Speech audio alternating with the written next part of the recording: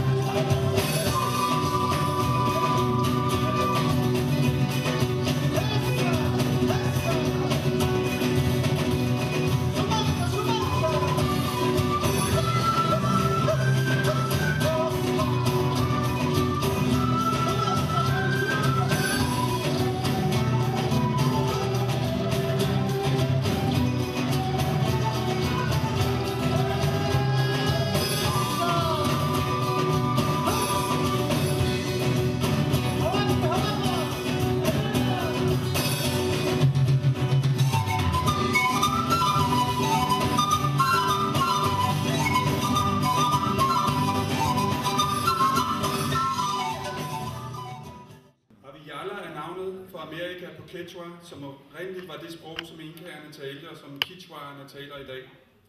Betegnelsen Quechua eller Quichua bruges i dag om mange sydamerikanske befolkningsgrupper, som efter europæernes ankomst blev flyttet, og mange af dem mistede deres oprindelige navn. Den førnævnte befolkningsgruppe Quichua finder man lige fra Chile til Colombia, og alle Quichua lever og ånder for deres eget syn på verden, som deres forfædre gjorde det. På trods af de oprindelige folkeslag blev forflyttet fra deres oprindelsessteder, så formåede de ligesom i tiden før spaniernes ankomst at fortsætte en intellektuel udvikling og en deling af denne. Ligesom mayaernes gamle bystater i Centralamerika, hvor det også var tilfældet. I Colombia udgør de oprindelige indbyggere, indianerne, 3,4% af hele den kolumbianske befolkning, og det er blandt disse 3,4%, at vi finder Quechua-nationen eller Kikwa-indianerne.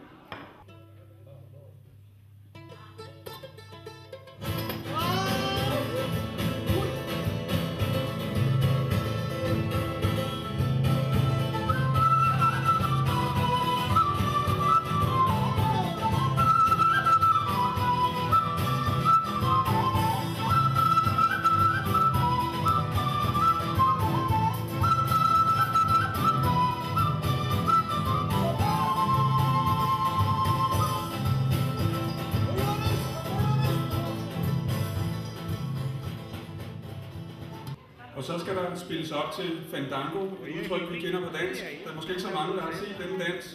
Men fandangoens oprindelse går helt tilbage til sammensmeltningen af den prækolumbianske, den spanske og den afrikanske kultur. Det 16. og det 18. århundrede. Det er værd at gøre opmærksom på, at ordet fandango ikke kun har rødder i Andalusien, men også i Afrika, hvor man siger fundanga, samt det indianske sprog Nahuatl og Quechuaen. I Colombia finder fandangoen sin største udbredelse langs den kolumbianske Atlanterhavskyst.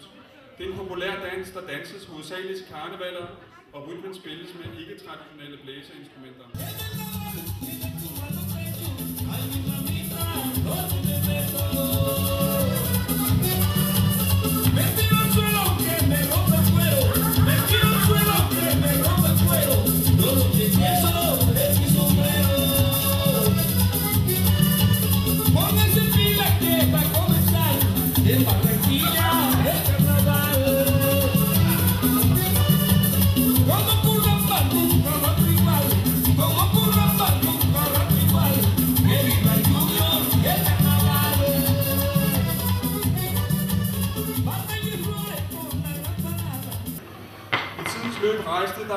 rejste sig på det amerikanske kontinent flere civilisationer, som berigede det amerikanske folk, ikke mindst intellektuelt, men også på mange andre måder. Iblandt de ældste civilisationer finder vi olmekerne fra Centralamerika og valdivierne fra Sydamerika, men som også var efterkommere af de gamle civilisationer, som kan dateres mere end 5.000 år tilbage.